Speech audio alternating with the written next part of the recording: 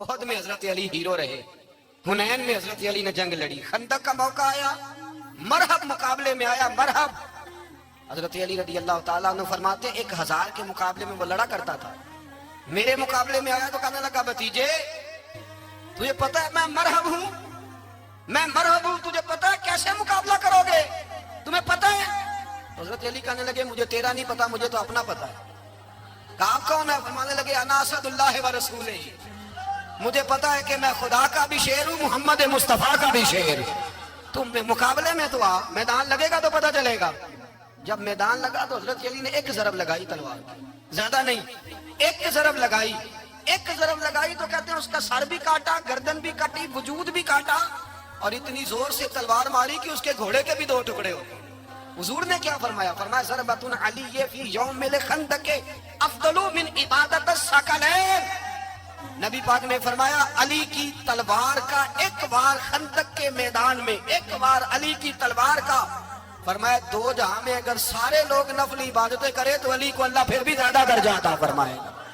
सारी दुनिया की इबादतों से ज्यादा दर्जा ले गया एक तलवार चला, एक तलवार चला। और जब खैबर का दिन आया, कई दफा सहाबा कहे फतह नहीं हुई, मेरे रसूल ने फरमाया सवेरे मैं झंडा दूंगा और जिसको दूंगा उसे अल्लाह फतह देगा। हजरत सैयदना अबू हुरैरा कहते हैं मैंने कान में पूछा, मैंने कहा हुजूर वो कौन है जिसको आप झंडा देंगे? चले मुझे कान में बता दे वो कौन है। तो हुजूर ने फरमाया उसका तारुफ ये है कि वो खुदा से भी प्यार करता है, मोहम्मद मुस्तफा से भी प्यार करता है। हुजूर कोई एक तारफ और, तो हुजूर ने फरमाया खुदा रसूल भी उससे बड़ा प्यार करते हैं। हजरत अली सहाबा कहते हैं सारे मुंतजिर रहे। हजरत उमर कहते हैं मैं सोया ही नहीं सारी रात कि मेरे हाथ झंडा आने वाला, सवेरे मुझे मिलेगी फतह की नवीद और खुशखबरी। फरमाते हैं मैं सोया ही नहीं। तो हजरत अली से पूछा आप किधर थे? जनाब अली शेर खुदा रदी अल्लाह ताला अन्हु फरमाते हैं मैं तो अपने कमरे में सो रहा था, मेरी तो आंखों में तकलीफ थी, मैं सोया हुआ था, पता क्या बना, कोई आया लेके चला गया, कोई उम्र भर भी ना पा सका। मेरे मौला तुझसे गिला नहीं, ये तो अपना अपना नसीब। हुजूर सैयद आलम सल्लल्लाहु अलैहि वसल्लम ने फरमाया ऐना अली इब्ने अबी तालिब, अली इब्ने अबी तालिब को बुलाओ। हजरत अली रज़ी अल्लाह ताला अन्हु आए तो आंखों के ऊपर हाथ रखे हुए, कहा या रसूलल्लाह मेरी आंखों में दर्द है। फरमाया हाथ पीछे कर, अल्लाह ने तेरे हाथ पे फतह लिख दी है, पीछे कर हाथ। हजरत अली कहते हैं हुजूर ने लुआबे दहन लगाया मेरी आंखों, मुझे पहले से भी ज्यादा बेहतर नजर आना शुरू हो गया। हजरत अली शेर खुदा, एक हाथ में तलवार, एक हाथ में 40 गज ऊंचा था खैबर का दरवाजा, 40 गज चौड़ा था। हजरत अली शेर खुदा कहते हैं मैं अल्लाह अकबर के नारे लगाता मैदान में गया, अल्लाह अकबर के नारे। मैं रसूलुल्लाह का भेजा गया तो मैं शान से गया कि मैंने सीधे हाथ में तलवार थी, उल्टे हाथ से पकड़ के मैंने 2-3 दफा दरवाजे को हिलाया और अल्लाह अकबर कह के जब मैंने फेंका तो 40 गज दूर जाके गिरा, 40। हजरत अली ने ना कूफे में दावत की लोगों की, जब आप अमीरुल मोमिनीन थे, दावत की, सब लोग आए। एक नौजवान आया जिसने शोरा सुना था पर हजरत अली को देखा नहीं था, और हुजूर ने फरमाया नज़्रु इला वजह अली इबादा, मेरे अली का चेहरा देखना भी इबादत है। तो एक सहाबी ने कहा हुजूर जो ना देख सके, फरमाया जिक्र अली इबादा, उनके लिए अली का जिक्र करना इबादत है, अली का तज़किरा करना भी उनके लिए इबादत। हजरत अली को देखा नहीं था। जवान कहता जब मैं आया ना, मैंने लोगों से पूछा वो बूढ़े मौला अली किधर है जिन्होंने खैबर का दरवाजा तोड़ा था, बड़ी शोहरत है, किधर है? कहते हजरत अली सामने बैठे थे, मुझे किसी ने कहा वो बैठे हुए। मैं गया तो हजरत अली अखरोट खा रहे थे, तो पूरा जोर लगा रहे हैं तो अखरोट कोई नहीं टूटता, पूरा जोर 2-3 दफा, कभी इस दांत में कभी इस दांत में, टूटता ही नहीं। कहते मैं हंसने लगा तो हजरत अली ने मुझे पास बुलाया, कहा बेटे इधर आ। तो मैं गया तो कहने लगे क्या सोच रहा है? कहते मैं डर गया। मैंने कहा कुछ भी नहीं। लेकिन नहीं जो सोच रहा था तू बता। मैंने कहा नहीं कुछ नहीं। और मानने लगे मैं बताऊं तो क्या सोच रहा था? बताऊं का हुजूर बताइए। आप फरमाने लगे तू सोच रहा था बाबे से अखरोट तो टूटता नहीं, खैबर कैसे तोड़ दिया था? तू सोच रहा था कि इससे अखरोट तो टूटता नहीं, तो खैबर कैसे तोड़ा था? फरमाते हैं मैंने कहा मैं यही सोच रहा था। जब अर्ज किया ना तो फरमाते हैं शेर खुदा का रंग ही बदल गया, पहले मुस्कुरा रहे थे फिर अंदाज बदल गया। उन्होंने अपने मुंह से वो जो अखरोट लगा था झाड़ा, हाथ मुंह झाड़े, इमामा सीधा किया और फरमाते हैं शेर खुदा बन के बैठ गए। कहने लगे बेटे अखरोट को छोड़, कोई खैबर आ तो ला, मैं अभी भी तोड़ने को तैयार हूं। खैबर कोई है तो ला, मैं अभी भी तोड़ने को। दीवारें हिलती रहती हैं और दर कांप जाता है, अली का नाम सुन के अब भी खैबर कांप जाता है। तो मैं तू इसको छोड़ کہتے ہیں میں نے کیفیت دیکھی تو حضرت علی کا تو رنگ ہی بدل گیا. میں نے کہا واقعہ یہ توڑ ڈالیں گے, یہ خیبر آج بھی یہ توڑ ڈالیں گے, کیفیت ہی بدل گئی. فرماتے ہیں شیر خدا مسکرائے, کہنے لگے بیٹا ڈرنا, مسئلہ سمجھ. کہا حضور کیا ہے؟ آپ فرمانے لگے اخروٹ میں جسم کی قوت سے توڑ رہا ہوں اور خیبر میں نے اپنے ایمان کی قوت سے توڑا تھا. میرے ایمان میں آج بھی بڑی قوت ہے. آج بھی اگر کفر للکارے گا, آج بھی اگر دین کا دشمن للکارے گا, علی کا جذبہ جہاد آج بھی بڑا جوان ہے. غیرت ایمانی آج بھی بڑی, دین کے ساتھ وفا کا رشتہ آج بھی بڑا. نبی پاک صلی اللہ علیہ وسلم کی حدیث ہے مسلم میں, طبرانی میں. حضور نے فرمایا آؤ میں تمہیں پچھلے زمانے کے ایک ایماندار نوخیز ولی اللہ کی بات سناؤں.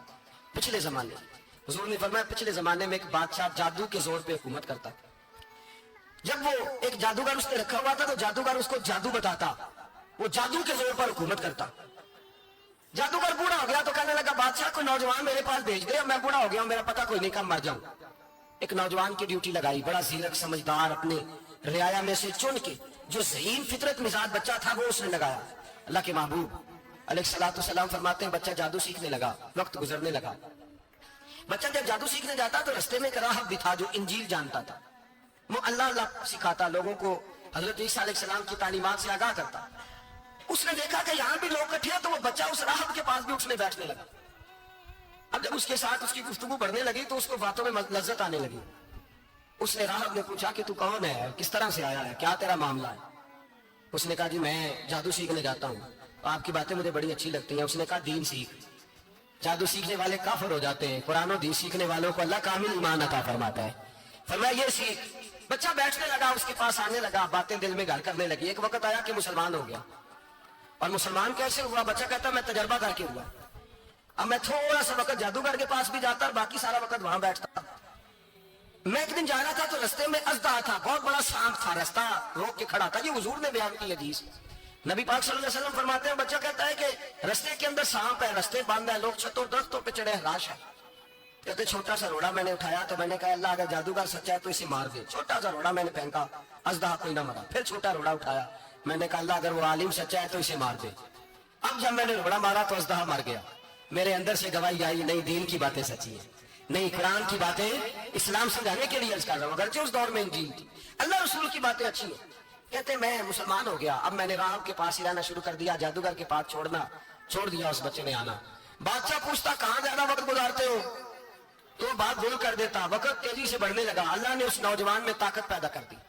اب اس کے اندر نا اللہ نے توانائی روحانیت پیدا کر دی. ابھی جوان ہے, 14-15 سال عمر ہے. اللہ نے اب جو بیمار بھی آتا وہ دعا کرتا تو اللہ صحت عطا کر دیتا. جو بھی آتا. بادشاہ کا ایک درباری تھا, بادشاہ کو پنکھا جلتا تھا, وہ اندھا ہو گیا. کوئی ایسی تکلیف آئی کہ نابینا ہو گیا, بڑے علاج کرائے, شفا نہیں ہوئی. کسی نے اس بچے کا پتہ بتایا کانوں میں. اس کے پاس گیا تو بچہ کہنے لگا شفا تو ہو جائے گی پر کلمہ پڑھنا پڑے گا, مسلمان ہونا پڑے گا. جس پیغمبر کا میں غلام ہوں تجھے بھی بننا پڑے گا, دین پہ عمل کرنا پڑے گا, اللہ شفا دیتا ہے. اس نے کہا تو مجھے کلمہ پڑھا, مجھے شفا دے, میں تیار ہوں. اس نے کہا شفا تو اللہ دیتا ہے. اس نے اللہ تبارک و تعالیٰ کا ذکر کر کے دعا مانگی. یہ مسلم شریف میں حدیث ہے, طبرانی میں موجود ہے. اللہ نے اسے شفا دی, اس نے کلمہ پڑھنا شروع کر دیا. یہاں ایک نقطہ لکھا ہے ہمارے علماء نے, کہتے ہیں جب اللہ ولایت عطا کرتا ہے نا تو یہ سفید بالوں والے کا حصہ نہیں ہوتی. اگر جوانی میں کوئی آدمی توبہ کر کے تصوف کے رستے پہ چلتا ہے تو سب سے زیادہ ولایت اللہ اسے عطا فرماتا ہے. سب سے زیادہ ولایت اس کے پاس ہوتی ہے. ابھی اس کے بعد کالے اچر کی جوانی ہے, دعا کی تو اللہ نے, اور حدیث پاک میں موجود ہے کوڑے آتے تو شفا یاب ہو جاتے, اندھے آتے تو شفا یاب, برس والے آتے تو اللہ سے دے. جوان ہے. بادشاہ کے پاس وہ واپس گیا, وہ جو آدمی جس کی آنکھیں ٹھیک ہوئی تھی. بادشاہ نے پوچھا کہ کیسے شفا ملی, تو کہنے لگا میرے رب نے شفا دی. بادشاہ سجدے کراتا تھا, اپنے آپ کو بنواتا تھا معاذ اللہ. کہنے لگا میرے علاوہ کون رب ہے؟ اس نے کہا وہی رب ہے جس نے تجھے پیدا کیا ہے, اور وہی رب ہے جس نے مجھے اندھے کو آنکھیں دی ہیں, وہی ہے میرا مالک. کہا اچھا تو مجھے نہیں مانتا؟ کہا نہیں میں اپنے رب کو مانتا ہوں. بادشاہ نے اسے سزا دی, ستایا. اس نے بچے کا پتہ بتایا, پھر بچے کو بلا کے ستایا تو اس راہب کا پتہ بتایا. راہب بھی قتل ہو گیا, نابینا بھی قتل ہو گیا. بادشاہ نے کہا سپاہیوں سے اس بچے کو لے جاؤ اور پہاڑ کی چوٹی پہ جا کے نیچے پھینکو تاکہ مر جائے. بچہ پہاڑ کی چوٹی پہ گیا تو ہاتھ اٹھا کے کہنے لگا یا اللہ میرے لیے نہیں اپنے لیے, میرے لیے نہیں اپنے لیے انہیں اپنی قدرت کے جلوے دکھا. میرے لیے نہیں, اللہ کے بندے اپنی جان بچانے کی دعائیں نہیں مانگتے, اپنے لیے انہیں اپنی قدرت کے جلوے دکھا، یہ دعا مانگی، جتنے لوگ ساتھ آئے تھے وہ سارے زمین پہ گرے اور سب مر گئے، پہاڑ سے گر کے مر گئے۔ بچہ واپس سیدھا بادشاہ کے پاس کہنے لگا لو بھائی میرے رب نے مجھے بچا لیا ہے۔ جوان کا ایمان دیکھو، میرے رب نے مجھے، بولو میرے اللہ نے مجھے ایمان کی گواہی دے رہا ہے، میں بچ گیا ہوں، تو جھوٹا ہے، میرا رب سچا ہے۔ اس نے کہا لے جاؤ اس کو دریا میں، کشتی میں بٹھاؤ، بیچ دریا کے جا کے دھکا دے دو۔ بیٹھے کشتی میں، دریا کے بیچ گئے، اور جب جا کے وہاں اس کو دھکا دینے لگے تو اس نے کہا اللہ میرے لیے نہیں اپنے لیے، انہیں اپنی قدرت کے جلوے دکھا۔ بس ایک طوفان سا آیا، جتنے سپاہی ساتھ آئے تھے ڈوب کے مر گئے۔ وہ بچہ اٹھا اور سیدھا پھر بادشاہ کے پاس، اسی کے پاس کہنے لگا لو بھائی میرے رب نے مجھے بچا لیا ہے، تیرے پاس آیا ہوں۔ وہ کہنے لگا تو کیا مصیبت میرے گلے پڑ گئی ہے، کیسے جان چھوٹے گی؟ تو بچہ کہنے لگا اگر تو مجھے باندھے درخت کے ساتھ اور سارے ملک کو بلائے، لوگوں اکٹھا کرے، پھر تو مجھے تیر مارنا، میں تجھے بتاؤں گا کیسے مارنا ہے، میں مر جاؤں گا۔ اللہ کا بندہ نوجوان ایمان دیکھو، مرنے کے طریقے بتا رہا ہے، میں تجھے بتاؤں گا میں کیسے مروں گا۔ یہ بات کہی، بادشاہ نے سارا مجمع جمع کیا، ملک سارا باہر آ گیا، درخت کے ساتھ باندھ دیا۔ کہنے لگا بھائی لوگوں یہ مجھے مارنا چاہتا تھا، مار نہیں سکا، اب میں اسے بتانے لگا ہوں کہ میں کیسے مروں گا۔ اسے کہو جب تیر مارے تو ساتھ میرے رب کا نام بھی لے، میں اپنے رب کے نام پہ جان دوں گا، ایمان کی پختگی میں اللہ کے نام پر جان دوں گا، اسے کہو رب کے نام پہ مارے، مر جاؤں گا۔ بادشاہ نے اللہ کہہ کے تیر مارا، پیشانی میں لگا، بچے کی روح پرواز کر گئی، جتنا مجمع کھڑا تھا سارا کلمہ پڑھ کے مسلمان ہو گیا، سارے مسلمان ہو گئے، سارے۔ میرے رسول پاک سید عالم صلی اللہ علیہ وسلم نے نوجوانوں کو بتایا جب تمہارے اندر ایمان کی قوت آئے گی تو اللہ تمہاری مدد کرے گا۔ فرمایا وہ نوخیز ولی تھا، ابھی جوان رانا، ابھی اس کی پیشانی پر جوانی کے آثار تھے، لیکن اسے اللہ کو راضی کیا، رب کریم کو راضی۔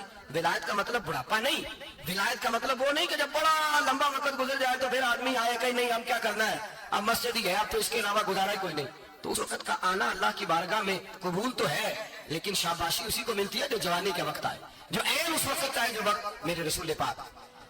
اور پھر غلام کے ساتھ سلوک کیا کرنا ہے۔ ایک یہودی کا بیٹا نبی پاک کی خدمت کرتا تھا اکثر، یہودی کا بچہ، وہ بیمار ہو گیا، روز آتا تھا، چھوٹے موٹے کام کرتا تھا، بیمار ہو گیا۔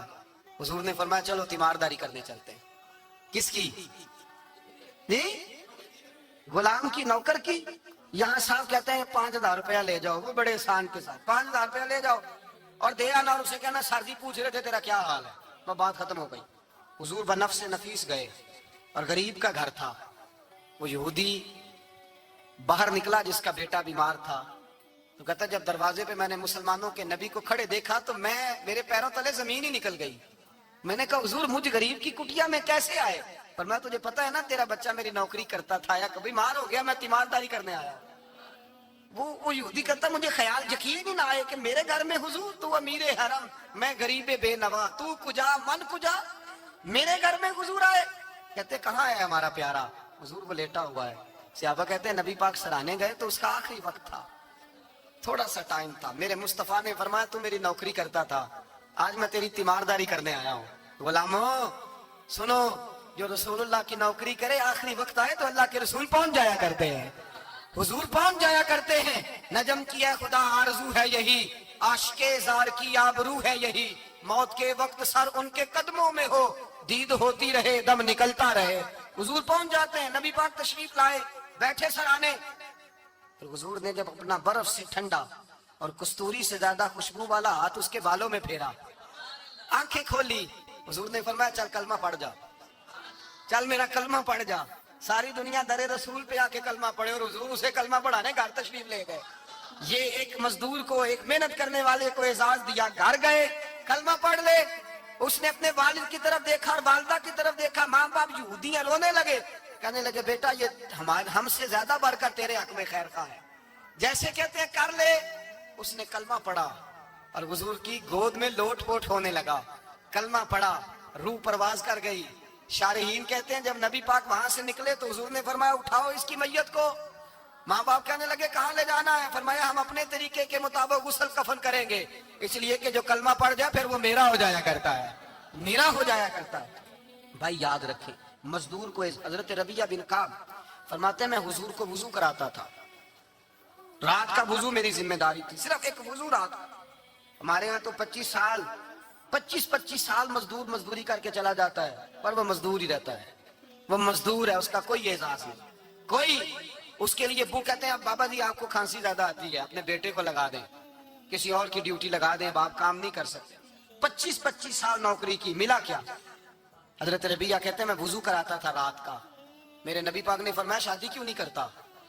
تو میں نے کہا یا رسول اللہ نہ میرے پاس حسن ہے, نہ پیسے ہیں, نہ کوئی کاروبار ہے, مجھے کون رشتہ دے گا؟ میرا روپ بھی نہیں تے میرا رنگ بھی نہیں, میں نے یار مناؤن دا ٹانگ بھی نہیں, کون مجھے رشتہ دے گا؟ کہتے ہیں حضور خاموش ہو گئے. دوسرا دن آیا تو میں وضو کرانے پہنچا تو نبی پاک نے فرمایا شادی کیوں نہیں کرتا؟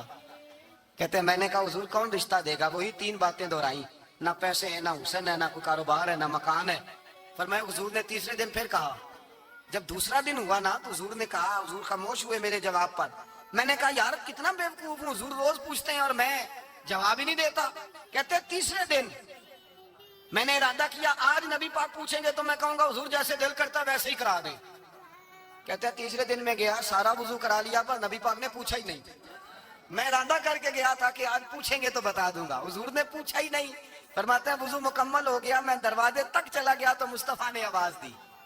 فرمایا واپس پلٹنا, میں پلٹا تو حضور نے فرمایا تو شادی کیوں نہیں کرتا؟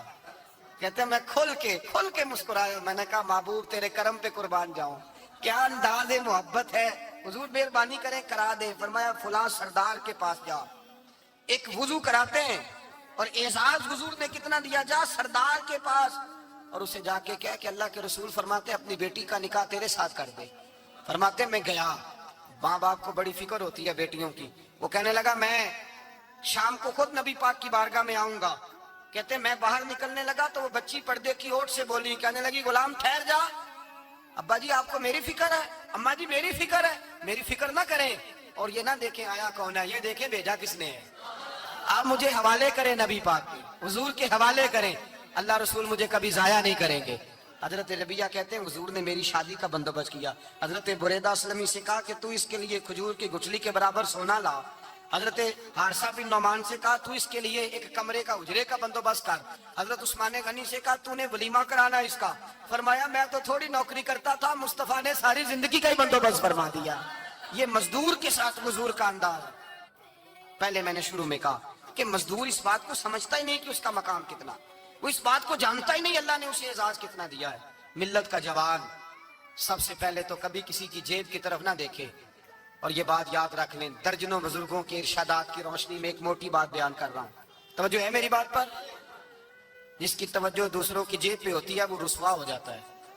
کاہل لوگ جو زندگی میں صرف ہاتھ پھیلانے کے عادی ہوتے ہیں, ان کے دامن میں سوائے رسوائی کے کچھ نہیں آتا, ان کے حصے میں سوائے بدنامی کے کچھ نہیں آتا. اور جو اپنی بازو کی قوت کے زور پر, اقبال کہتے ہیں اپنی دنیا آپ پیدا کر اگر زندوں میں ہے, سوائے آدم ہے ضمیر کن فکاں ہے زندگی. اپنے لیے خود جینا سیکھیں, ملت کے لیے کچھ کرنا سیکھیں. معاشرے کے اندر اس سے ادھار پکڑ کے اس کو دے دیا تو اس سے پکڑ کے اس کو دے دیا, 2 دن اس کے پاس چلے گئے لینے تو 4 دن اس کے پاس چلے گئے. کبھی کو دوست باہر سے آ گیا تو اس کے پیچھے بھاگنے لگے, چاپلوسی کرنے لگے, 2-4 جوڑوں کی خاطر, ایک موبائل کی خاطر. چھوڑے اس دھندے سے باہر آئے. میں نے کہا ایک پیشہ برا ہے, ایک پیشہ, اور وہ ہے ہاتھ پھیلانا, باقی کوئی پیشہ برا نہیں. 18 گھنٹے مزدوری کرو, نکلو باہر نکلو, میدان میں آؤ, جدوجہد کرو, مزدوری کرو جب تیرا ہاتھ مزدوری تک جائے. اور یاد رکھو رزق حلال کھانا ہے اور رزق حلال ہی کھلانا ہے. یہ وقار ہے, رزق حلال مومن کا وقار ہے.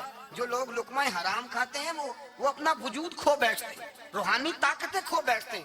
میرے اعلیٰ حضرت رحمت اللہ علیہ فرماتے ہیں جس کا نماز میں دل نہ لگے, جس کا مسجد جانے کو دل نہ کرے, جس کا عبادت پہ توجہ نہ ہو, جس کا دین کی طرف رغبت نہ ہو, اسے غور کرنا چاہیے کہ اس کا کئی رزق میں لقمہ حرام تو شامل نہیں ہو گیا.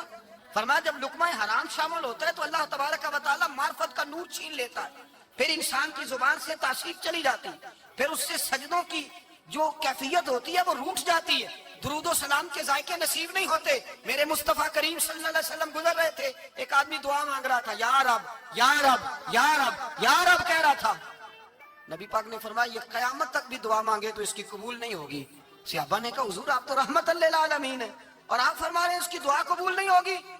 نبی پاک نے فرمایا اس لیے قبول نہیں ہوگی کہ جو کپڑے پہنے ہیں وہ بھی حرام پیسوں کے ہیں, اور جو اس نے کھایا ہے وہ بھی حرام پیسوں کا ہے, اور جو پیا ہے وہ بھی حرام پیسوں کا ہے, कैसे इसकी इल्तिजा उसकी बारगाह में कबूल होगी? जब ये लिबास से लेकर खुराक तक और खुराक से लेकर मशरूब तक हर चीज नाजायज पैसे, तो मार्फत का हुस्न कैसे पैदा होगा? फजर में आंख कैसे खुलेगी? कुरान पाक की तरफ दिल कैसे जाए? जब तेरे अंदर रिज़्क़े हलाल जाता है।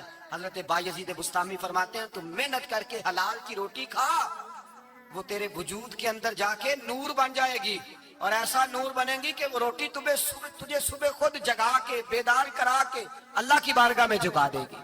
रिज़्क़े हलाल खाएं, मेहनत करें, जद्दोजहद करें। हातम ताई बहुत बड़ा सखी था। किसी शख्स ने एक दिन हातम ताई से पूछा कि तूने कभी अपने से भी बड़ा सखी देखा है? कहने लगा, हाँ, मैंने अपने शहर का एक बाबा देखा तो मुझसे भी ज्यादा सखी है, मुझसे भी ज्यादा सखी, मुझसे भी ज्यादा, तुझसे ज्यादा। कहने लगे, मैंने सारे शहर की दावत पकाई, छोटे बड़े अमीर गरीब सारे आए, दावत पकाई सारे शहर की, सब लोग आए, हर आदमी को मैंने बुलाया, उलमा को, अदीबों को, शायरों को, ताजरों को, सनतकारों को, सबको दावत दी। मैंने सोचा कि जरा देखूं तो सही, पलट के कोई रह तो नहीं गया जो आया ना हो। चेहरे पे मैंने नकाब डाला और मैं बाहर निकला। एक ज़ईफ बुजुर्ग लकड़ आ रहा, जंगल में लकड़ियां काट रहा है। मैं उसके पास गया तो मैंने कहा, बाबा तुझे नहीं पता आज हातम ताई की दावत है, तू नहीं गया? कहने लगा, बेटा मुझे खबर आई थी, इत्तला मिली थी, पर मैं नहीं गया। तू क्यों नहीं गया? कहने लगे, मुझे हाथ की कमाई करके खाने का चस्का लग गया है, मजा लग गया है हाथ की कमाई खाने का। अब मुझे दूसरे के दस्तरखान पर जायका नसीब, हमारे मुआशरे का तो अलमिया है, लोगों को लज्जत ही दूसरे के दस्तरखान पे आती है, मुफ्त की रोटी का जायका नसीब होता है। मुझे अपने हाथ की कमाई का जायका लग गया है, अब मैं वहां नहीं जाता। कहते मैं पलटने लगा तो बाबे ने बुलाया, कहने लगा, इधर आ यार। मैं गया तो उसने 5 आने निकाले। कहने लगा, हातम ताई का जो बंदा लंगर पकाने वाला हुआ ना, ये 5 आने उसे दे देना, हातम ताई को जरूरत नहीं मेरे पैसों, तो बड़ा अमीर आदमी है, ये उसको दे देना 5 आने लंगर वाले को, और उसको कहना बड़े बड़े नेक लोग आए हैं दावत में, 5 आने मेरे भी शामिल कर ले, और मेरे हाथ की कमाई, चलो मेरी भी रोटी कोई खा लेगा, कोई अच्छा आदमी मेरे हिस्से के मेरे दिए हुए पैसों से लुकमा खा लेगा तो अजर मिल जाएगा। हातम ताई कहते हैं, मैंने खैंच के निकाब उतारा और बाबे को कहा, यार सीने से लग जा, मैं तो मालदार होके सखी हूं, तू गरीब होके बड़ा सखी है, तू गरीब होके बड़ा सखी है, तेरे अंदर इतनी खुददारी, इज्जत नफ्स। मेरे भाई, जिसका हाथ फैला हुआ है उसका सिमटेगा नहीं, जिसका हाथ फैला हुआ है उसका सिमटेगा नहीं। जिस आदमी ने, मेरे नबी पाक सल्लल्लाहु अलैहि वसल्लम ने फरमाया, जिसने अपनी जात पर सवाल का दरवाजा खोल लिया, उसने अपने ऊपर फकर का दरवाजा खोल लिया। सवाल तो मुझे दे दो, मुझे दो दो, लाइनें लगी हुई हैं। भाई याद रखें, इस बात को जरूर समझे, खुददारी पैदा करें, इज्जत नफ्स पैदा करें, वकार पैदा करें, अपने अंदर तवानाई पैदा करें, 2 हाथों से मेहनत करके जद्दोजहद करके आगे बढ़े, बल्कि खाएं भी, खिलाएं भी, अपने ऊपर भी खर्च करें, अल्लाह के दीन के लिए भी खर्च करें, अपनी जिंदगी वकार वाली बनाएं। एक वक्त नहीं, 18-18 घंटे की मजदूरी करें। मेरे हबीब पाक अलैहिस्सलाम ने फरमाया, जो बंदा सवेरे मजदूरी करने गया और शाम को थक के सो गया, अल्लाह उसके सारे गुनाह माफ फरमा देगा। वो थका किस लिए? बोले नफल पढ़ के नहीं थका, तिलावत करके नहीं थका, मजदूरी करके थका। मजदूर को हुजूर ने हुकूक दिए, मजदूर तो बड़ा कीमती है। नबी पाक के ज्यादातर सहाबी काश्तकार थे, ज्यादातर सहाबी हुजूर के काश्तकार थे, खेती बाड़ी करते, मजदूरी करते थे अपने हाथों से। और जितने बाकी भी सहाबा थे मालदार, उस्मान गनी भी अपने हाथों से काम करते, हजरत अली मुर्तजा भी दस्ते मुबारक से काम करते थे, अबू बकर सिद्दीक भी खुद जाते थे, बकरियों का दूध धो के लाते। ये हमारे आज के जमाने में मसला हुआ है कि जो अमीर आदमी है वो कोई हाथ ही नहीं लाएगा, कुछ नहीं करेगा। भाई मेहनत करें, जद्दोजहद करें, अपने अंदर ये जज्बा पैदा करें कि आज के बाद लेना नहीं देना है इंशाअल्लाह ताला। और नौजवान बिलखुसूस उतारें ये गफलत का पर्दा, ये गफलत है।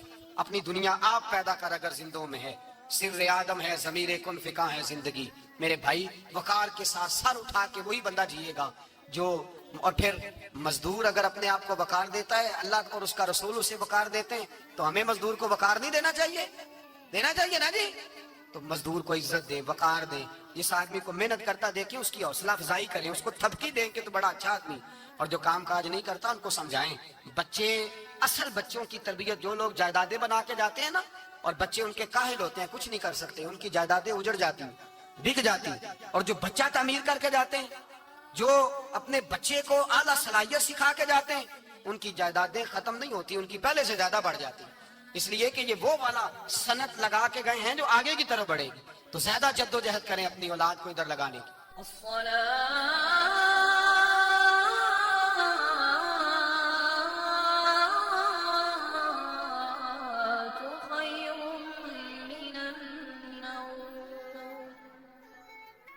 آپ فرماتے ہیں دہا استعارہ ہے حضور کے چہرے سے، اور لیل استعارہ ہے حضور کی زلفوں سے۔ تو گویا ارشاد فرمایا محبوب چاشت کی طرح تیرے چمکتے ہوئے چہرے کی قسم، اور شب دیجور کی طرح تیرے شانوں پہ لٹکتی زلفوں کی قسم، تیرے چہرے کی بھی قسم، تیری زلفوں کی بھی قسم، تیرے رب نے تجھے نہیں چھوڑا۔ اعلی حضرت بولے جس کا حسن اللہ کو بھی بھا گیا، توجہ چاہوں گا آپ کی، جس کا حسن اللہ کو بھی بھا گیا، ایسے پیارے سے محبت کیجیے۔ حسینوں میں حسین ایسے کہ محبوب خدا ٹھہرے۔ میں اور آپ کتنے خوش نصیب ہیں، ہمارا محبوب وہ ہے جو خدا کا بھی محبوب ہے۔ گلیوں میں پھرنے والا آوارہ شخص ہمارا کوئی محبوب نہیں ہے۔ اپنا انداز زمانے سے جدا رکھتے ہیں، ہم تو محبوب بھی محبوب خدا رکھتے ہیں۔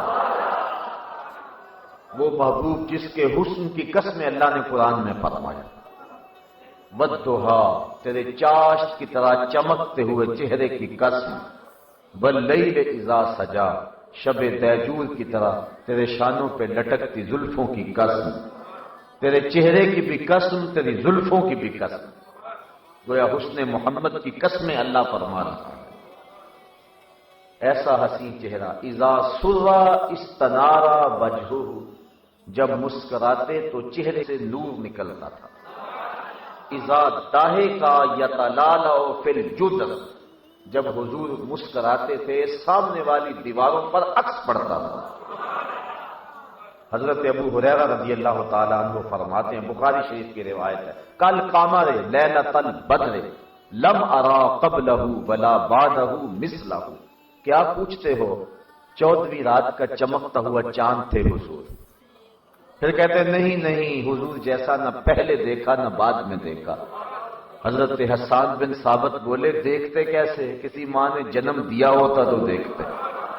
خدا نے وہ سچائی پن چھڑیا جدے وچ محمد نو ٹالیا، خدا نے حسینہ جمیلہ دا منہ موڑ دیتا، محمد بنا کے قلم توڑ دیتا۔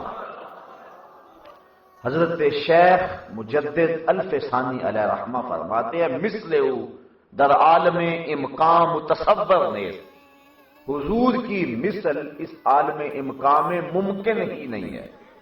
اور یہ بات ذہن میں رکھیں، حضور علیہ السلام کو کائنات میں سب سے حسین ماننا یہ تقاضا ایمان ہے۔ یہ ایمان کا تقاضا ہے کہ سب سے حسین حضور کو مانا جائے۔ اور دوسری بات، حضور علیہ السلام کے حسن کا تذکرہ سن کر اہل ایمان کو قلبی مسرت ہوتی۔ اور علماء نے یہ بھی لکھا ہے، جو شخص حضور کے حسن کا قصیدہ پڑھے وہ لوگوں کے دلوں میں گھر بنا جاتا ہے۔ آج ہر شخص کی آرزو ہے کہ میں ہر دل عزیز ہو جاؤں، لوگ مجھ سے پیار کریں۔ آسان سا نسخہ ہے، حسن محمد کے قصیدے پڑھا کرو، لوگ تم سے پیار کریں گے، زمانہ تمہاری راہوں میں پلکیں بچھائے گا۔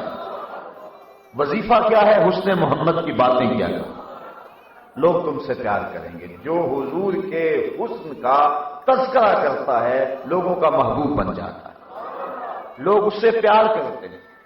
میں کبھی سوچتا ہوں اور اپنے اندر اتر کر کے دیکھتا ہوں تو مجھے شرم آتی ہے۔ من آنم کے من دانم، میں کیا ہوں، میری اوقات اور حیثیت کیا ہے۔ لوگوں کے محبتوں کے امٹتے ہوئے جذبات اور میرے ساتھ پیار کی کہانیاں، میں یقین جانو جب دیکھتا ہوں تو مجھے اپنے آپ سے شرمندگی ہوتی ہے کہ کیا میں اس قابل ہوں کہ لوگوں کے دل میں میرے لیے محبت کے یہ جذبے ہوں۔ لیکن پھر میں سوچتا ہوں یہ محبت میرے سے تو نہیں ہے، یہ تو صدقہ ہے حسن رسول کا۔ اور اس وجہ سے لوگ مجھ سے پیار کرتے ہیں نا۔ وہ کیا کسی نے کہا تھا کہ محمد کی وساطت سے محبت تیری میری ہے، یہی رشتہ ہے نا میرا اور آپ کا۔ محمد کی وساطت سے محبت میری تیری ہے، محبت اصل ہے ان کی، نہ تیری ہے نہ میری ہے، اصل یہ بنیاد ہے۔ ہزاروں قومیں وجود میں آئیں، دہر میں خشک و تر کے رشتے سے، ہم نے بنیاد دوستی رکھی یاد خیر البشر کے رشتے سے. یہ ہے ہماری دوستی کی بنیاد، اور اس وجہ سے ہم ایک دوسرے سے پیار کرتے ہیں. ہمارے استاد فرمایا کرتے تھے ہم بڑے عجیب لوگ ہیں، نہ مانے تو بڑے بڑے شہنشاہوں کو نہ مانے، نہ مانے تو بڑے بڑے کج کلاہوں کو نہ مانے، اور اگر ماننے پہ آ جائیں تو مدینے کی گلی کے کتے کو بھی مان لیں. ہم نے قطرہ دیکھا نہ کبھی دریا پہ غور کیا، بس جہاں تیری جھلک نظر آئی وہیں ڈوب گئے. ہم تو اس وجہ سے مانتے ہیں، اور ہماری محبتوں کا سبب یہ ہے. تو جہاں حضور کے حسن کا تذکرہ ہو وہاں اللہ کی رحمتیں اترتی ہیں، اور حضور کے حسن کا تذکرہ کرنے والے لوگوں کے دلوں میں گھر بنا لیتے ہیں. تو یہ آسان سا نسخہ ہے. آج ہر بندہ محبت کا بھوکا ہے. اگر چاہیے کہ لوگ میرے سے پیار کریں تو آؤ پھر حسن محمد کا قصیدہ چھیڑ دیں.